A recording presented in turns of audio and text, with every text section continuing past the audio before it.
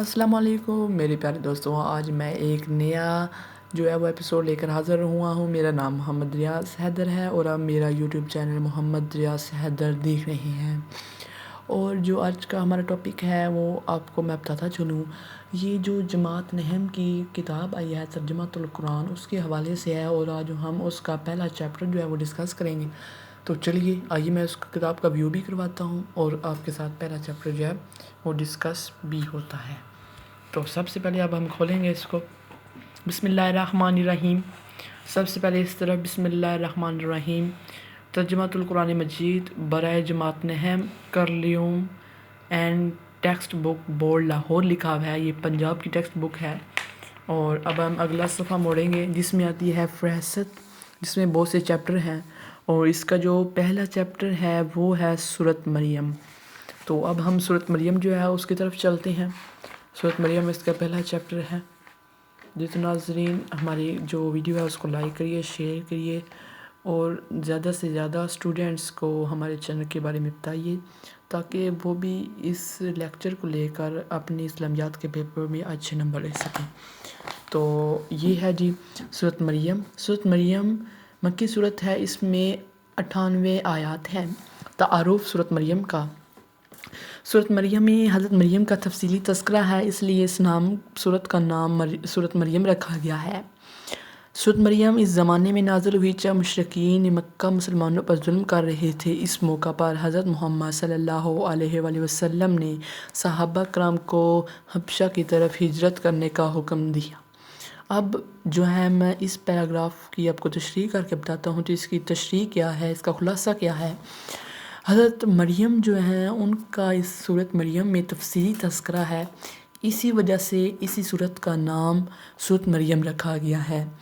سورۃ مریم اس وقت یا زمانے میں نازل ہوئی جب مشرکین مکہ، مطلب جو کفار تھے مکہ کے، وہ مسلمانوں پر زیادتی ظلم کر رہے تھے۔ اس موقع پر حضور صلی اللہ علیہ وسلم حضور صلی اللہ علیہ وسلم نے صحابہ کرام کو حبشہ کی طرف ہجرت کرنے کا حکم دیا۔ تو یہ سب جو ہے وہ حضور صلی اللہ علیہ وسلم سے اپنی جو امت ہے اس کے اوپر یہ ظلم ہوتا دیکھا نہ گیا، تو انہوں نے اللہ تعالیٰ کے حکم سے صحابہ کرام کو حبشہ کی طرف ہجرت کرنے کی اجازت دی۔ تو اب ہم اگلے جو ہے پیراگراف کی طرف چلتے ہیں کہ ہجرت حبشہ ہے کیا اور وہ کیا تھی اور یہ کیا چیز ہے ہجرت حبشہ۔ حبشہ براعظم افریقہ کا ایک ملک تھا۔ حضرت محمد صلی اللہ علیہ وآلہ وسلم نے نبوت کا اعلان فرمایا تو وہاں ایک عیسائی حکمران تھا جس کا لقب نجاشی تھا۔ نجاشی بہت رحم دل اور عادل بادشاہ تھا، وہ کسی پر ظلم نہیں کرتا تھا۔ نجاشی کا اصل نام اسامہ ہے۔ تو مکہ مکرمہ میں صحابہ کرام پر قریش کا ظلم حد سے گزر گیا۔ اس موقع پر حضور صلی اللہ علیہ وآلہ وسلم نے محسوس کیا کہ ایسے حالات میں مسلمانوں کے لیے زندگی بسر کرنا مشکل ہوتا جا رہا ہے۔ آپ خاتم النبیین نے اللہ تعالیٰ کے حکم سے مسلمانوں کو حبشہ کی طرف ہجرت کرنے کی اجازت دے دی۔ حضرت محمد صلی اللہ علیہ وآلہ وسلم کی اجازت سے 11 مردوں اور 4 عورتوں نے حبشہ کی طرف ہجرت کی۔ تو یہ اس پورے پیراگراف کی جو ہے نا وہ میں آپ کو تشریح کر کے بتاتا ہوں کہ اس پیراگراف کی تشریح کیا ہے۔ جو حبشہ تھا وہ جو ہے براعظم افریقہ جو ہے اس کا ایک ملک تھا۔ تو یہ حضرت محمد صلی اللہ علیہ وسلم نے جب اپنی نبوت کا اعلان کیا تھا تو وہاں ایک عیسائی جو ہے وہ حکمران تھا، مطلب وہاں وہ بادشاہ تھا، وہ حکمرانی کرتا تھا، جس کا لقب جو ہے وہ لوگوں نے اس کو نجاشی دیا تھا۔ نجاشی بہت رحم دل اور عادل بادشاہ تھا۔ نجاشی جو تھا وہ لوگوں کے ساتھ اچھا سلوک کرتا اور وہ بہت سخی تھا، وہ کسی پر ظلم نہیں کرتا۔ نجاشی کا سلام وہ کسی پر زیادتی یا ظلم نہیں کرتا تھا، کسی کے ساتھ زبردستی نہیں کرتا تھا۔ نجاشی کا اصل نام جو ہے وہ سہمہ تھا۔ جو مکہ مکرمہ میں صحابہ کرام پر قریش کا جو ظلم ہے وہ حد سے گزر گیا، مطلب جو مکہ مکرمہ میں کفار رہتے تھے ان کا ظلم جب حد سے گزر گیا تو انہوں نے آپ صلی اللہ علیہ وآلہ وسلم سے مسلمانوں نے شکایت کی کہ جو قریش مکہ والے ہیں وہ ہم پر ظلم کرتے ہیں، تو آپ صلی اللہ علیہ وسلم سے یہ دیکھا نہ گیا اور انہوں نے ان سخت حالات میں مسلمانوں کے لیے ویسے بھی زندگی بسر کرنا بہت مشکل کام تھا، اور اس جو ہے وہ کیا کہتے ہیں جو حالات ہیں ان میں زندگی بسر کرنا بہت ہی مشکل کام تھا، کیونکہ جو کفار ہے وہ بہت ہی ظلم کرتے تھے۔ اب خاتون نبیین نے اللہ تعالیٰ کے حکم سے مسلمانوں کو حبشہ کی طرف ہجرت کرنے کی اجازت دی، تو پھر آپ صلی اللہ علیہ وآلہ وسلم نے اللہ تعالیٰ کے حکم سے جو ہے وہ حبشہ کی طرف ہجرت جو کرنے کی اجازت دی مسلمانوں کو۔ حضرت محمد صلی اللہ علیہ وسلم کی اجازت سے 11 مردوں 4 خواتین نے حبشہ کی طرف ہجرت کی۔ آپ صلی اللہ علیہ وسلم نے جب ان کو حکم دیا مسلمانوں کو ہجرت کرنے کا، تو ان میں 11 مرد اور 4 خواتین تھی جو حبشہ کی طرف ہجرت کر کے گئی۔ ہجرت کرنے والوں میں حضرت عثمان غنی اور آپ کی زوجہ حضرت محترمہ رقیہ بھی تھی۔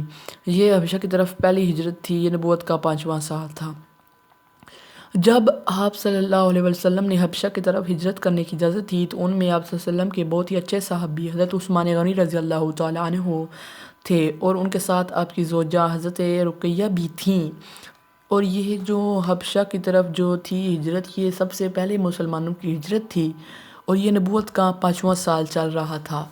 تو اب ہم اگلے صفحے کی طرف چلتے ہیں، ایسے کتاب کو پلٹ لیں گے۔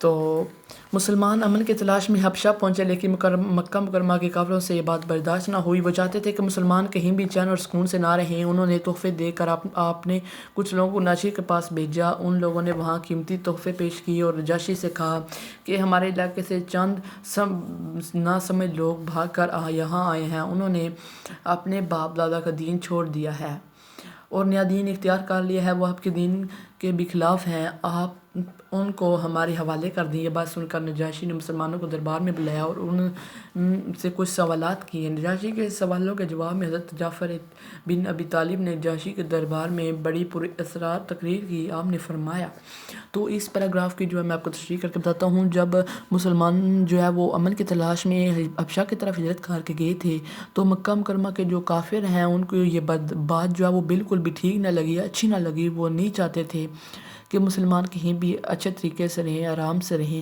تو انہوں نے بہت سے تحفے دے کر اپنے جو لوگ ہیں وہ نجاشی کے پاس بھیج دیے، اور ان کو نجاشی سے کہا کہ ہمارے علاقے سے جو ہے وہ بہت جو ہے نعوذ باللہ ناسمجھ لوگ جو ہیں وہ آ گئے ہیں، اور انہوں نے اپنے باپ دادا کا دین چھوڑ کر نیا دین اختیار۔ وہ کہتے تھے کہ جو آپ کے جو باپ دادا ہیں ان کا انہوں نے دین چھوڑ دیا ہے اور ایک نیا دین اختیار کر لیا ہے، اور وہ آپ کے لوگوں کے دین کے بھی خلاف ہیں۔ آپ ان کو ہمارے حوالے، وہ کہتے ہیں کہ ان کو ہمیں دے دیں اور ہمارے حوالے کر دیں۔ یہ بات سن کر نجاشی نے مسلمانوں کو دربار میں بلایا مسلمانوں کو، اور ان لوگوں سے کچھ سوالات کیے۔ نجاشی کے سوالات کا جواب میں حضرت جعفر جو ابی طالب ہیں، انہوں نے جو نجاشی بادشاہ تھا اس کے دربار میں ایک تقریر کی، بہت اچھی تقریر کی۔ آپ نے فرمایا، اے بادشاہ، ہم لوگ جاہل تھے مطلب ہم لوگ ناپڑھ تھے، بتوں کی پوجا کرتے تھے، ہم لوگ پتھروں کی پوجا کرتے تھے، مردار کھاتے تھے مطلب حرام کھاتے تھے، گناہوں کے عادی تھے، برے کاموں کے عادی تھے، اور پڑوسیوں کا حق مارتے تھے اور لوگوں کا حق کھاتے تھے، مطلب دوسروں کا خیال نہیں رکھتے تھے۔ جو طاقتور ہوتا وہ کمزور پر ظلم ڈھاتا تھا، جو بہت طاقتور یا بہت جو اچھا مانا جاتا تھا اس وقت، وہ جو اس سے نیچے جو حصے والے لوگ ہیں ان کے اوپر بہت ظلم کرتا تھا۔ ہم ایسی حالات میں تھے جب اللہ تعالیٰ نے ہم پر کرم فرمایا، اور ہم لوگ ایسے حالات مطلب برے حالات میں تھے کہ ہمارے خدا نے ہم پر کرم فرمایا، ہم میں اپنا رسول بھیجا، ہم میں جو اپنا جو وسیع بھیجا، رسول بھیجا، انہوں نے ہمیں اللہ تعالیٰ کی طرف بلایا، بت پرستی سے منع کیا، اور اس نے ہمیں ہمارے اصلی خدا سے کی طرف بلایا اور ہمیں ایمان کی دعوت دی۔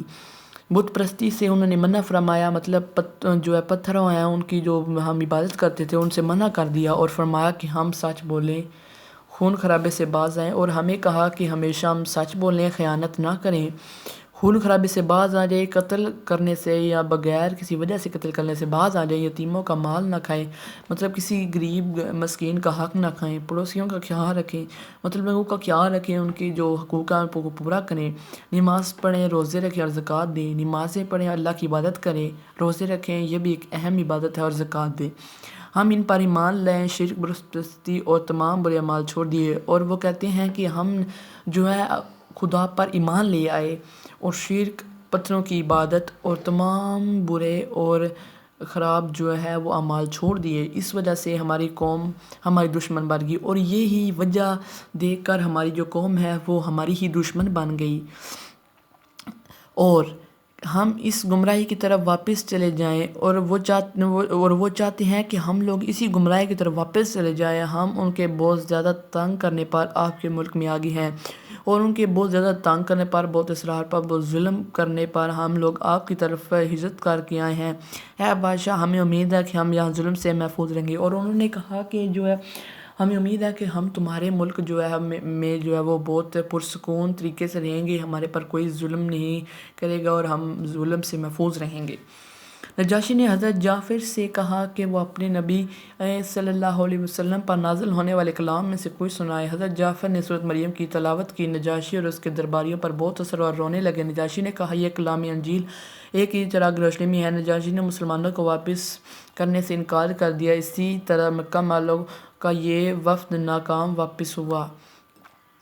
نجاشی جو ہے اس نے کہا، حضرت جعفر سے کہا کہ تمہارے جو نبی ہیں ان پر جو کتاب نازل ہوئی ہے، جو اللہ تعالیٰ کا کلام نازل ہوا ہے، اس میں سے ہمیں کچھ سناؤ۔ تو حضرت جعفر ابی طالب نے حضرت مریم جو صورت ہیں اس کا جو تلاوت کی۔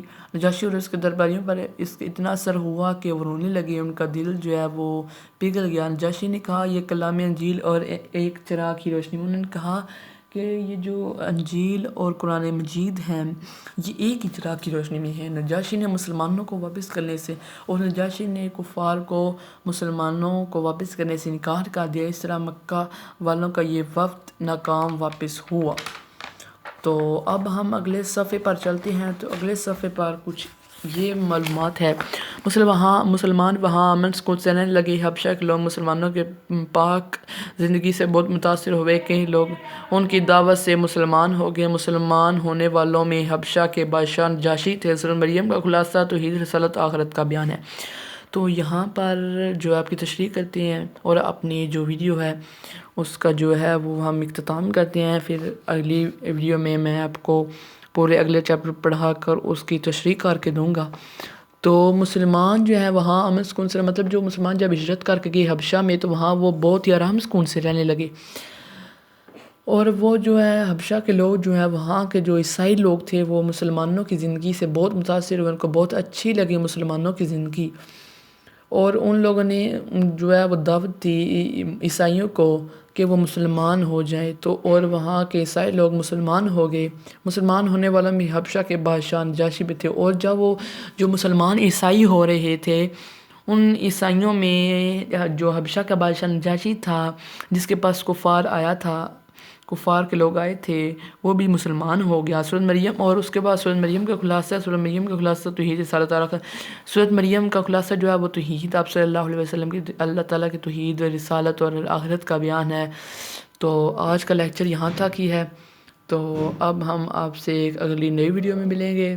اگر آپ کو ہماری ویڈیو اچھی لگی ہو تو اس کو شیئر کریے، لائک کریے اور کمنٹ کریے، اور بیل آئیکن کو دبا دیجیے تاکہ آنے والا ہر نوٹیفیکیشن آپ کو مل سکے۔ پلیز میرے چینل کو سبسکرائب کیجیے۔